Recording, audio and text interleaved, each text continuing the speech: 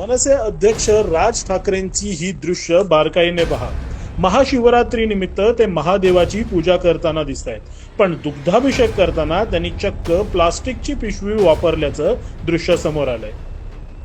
प्रश्न इथे व्यक्तीचा नाहीये तर परंपरेचा आहे. सनातन हिंदू धर्मात प्रत्येक पूजा विधीला शास्त्र आणि संकेत आहेत. अभिषेकासाठी पारंपरिकरित्या कलश, तांब्या किंवा पवित्र पात्र वापरलं जातं, कारण पूजा ही केवळ कृती नसते, ती संस्कारांची अभिव्यक्ती असते. राज ठाकरे, तुम्ही मोठे राजकारणी आहात, पण देवपूजेसारख्या पवित्र विधीत किमान परंपरेचा मान राखणं अपेक्षित नाहीये का? साधा एखादा कलश वापरणं कठीण होतं का?